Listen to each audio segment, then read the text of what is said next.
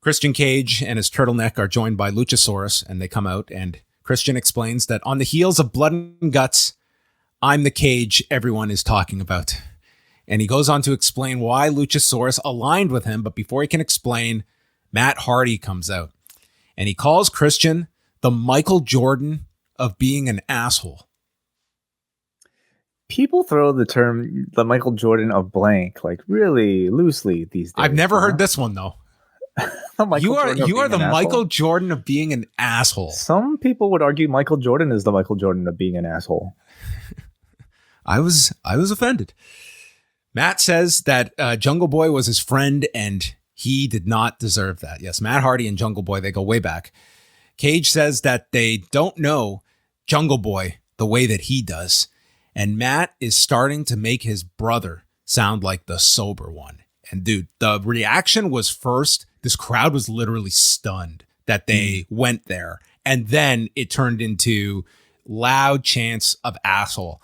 I gave more of a pass on the Luke Perry one. This one to me, I did not like the idea of taking this very real story and turning a drinking and driving story into just a cheap pop here. But this is also like, this is the Christian character now that he's going for, of every week having a line that generates this reaction. Yeah. In professional wrestling, it is a very bizarre and I think wonderful art form where it often encourages, taking the most taboo, real life, uncomfortable topics and turning them into entertainment. And every viewer is going to have their own line of what they deem comfortable when it comes to something like this. I think in Jeff Hardy's case, though, we've seen enough instances of this over and over again that they have done this. Across, we saw plenty in WWE and in AEW. It's a relatively new phenomenon. I would say maybe this feels like one of the first times that they've kind of dove into, at least, with Jeff Hardy.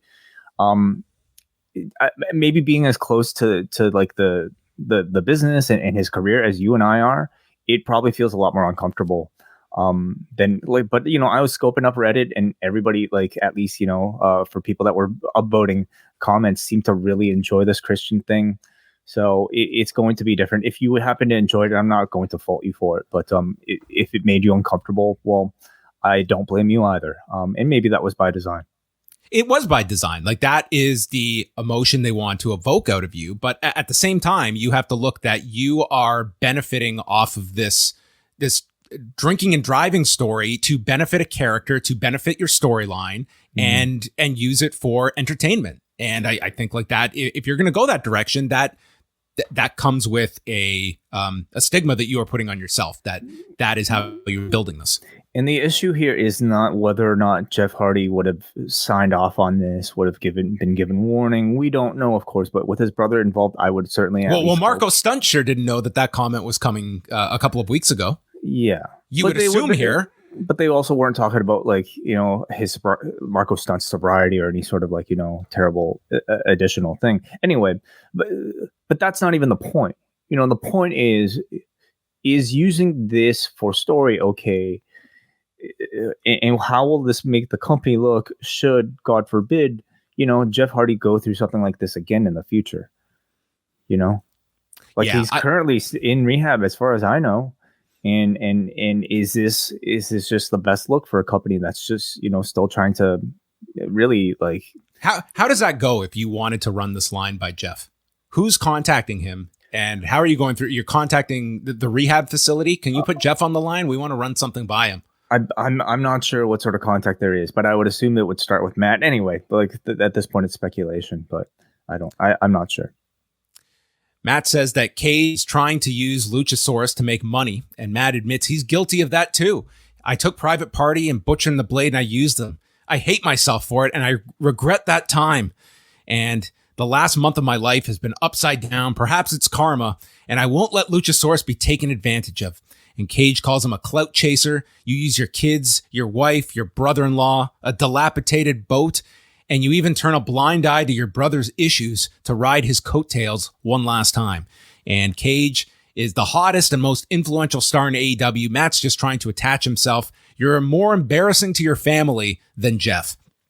And Cage and Hardy go to fight when Luchasaurus jumps in, attacking Matt, boots his head into the post, and then choke slams him through a table on the floor. And Cage goes up to him and says, "There's your clout for the day, Matthew." So what do you think of the segment overall?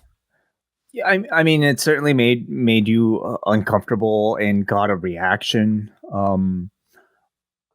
Maybe my personal feelings about the content aside, I think the delivery that Christian has been giving and his just overall aura as this like asshole, the Michael Jordan of assholes, I think he's been very good. But he's very good as in this version, absolutely. Yeah, but I mean, again, is it so uncomfortable that it's taking you out of the immersion of this entertainment program? I think that's a question for every person watching it, for their own, limits. Yeah, I think the fact that this guy's literally in rehab and it's just background, but again, there are going to be people that love that you are using real life issues, and it's going to have that much more of it's going to hit that much harder when you're relying on that stuff. People are going to have different reactions to it. I will tell you, and maybe this is just going to be Matt being fed to Luchasaurus.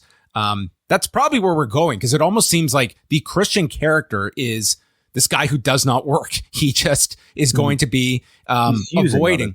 He's using everyone else to fight his battles, and this guy is probably going to go. And the next match he will have is the big one with Jungle Boy, and it's going to be I don't see a Matt Hardy Christian Cage match coming out of this, is what I'm trying to say. Well, we wonder exactly, because I think to have Christian Cage be the end game in the feud might be a bit of a disservice to ultimately who I think are the projects here in your younger guys in Luchasaurus and Jungle Boy. I feel like they should do what they can to, make Luchasaurus feel like he's the ultimate opponent for Jungle Boy. And, Christian more so in the Bobby Heenan role, where he might, get his comeuppance in an attack. I think the big match, though, has to be Jungle Boy beating Christian. Like at the end of it, I think that is the big win for Jungle Boy. Perhaps, yeah. I'm also curious, what the continued tease of this reason why he's got Luchasaurus wrapped around his finger is. He was about to reveal it today. And, Marco Stunt, so in an interview, Marco Stunt said something to the effect of, he has his own presumptions of, where the story is going. And I think he's thinking that Christian replaced him, and that's why he brought Marco Stunt up. When to me, it feels like, because they're hinting at some sort of blackmail story going on. So it seems more to me like it might have been something that Luchasaurus did that caused Marco Stunt's exit. Anyway, there's a bit of a mystery that is yet to reveal. Maybe Luchasaurus was the last signature on the petition.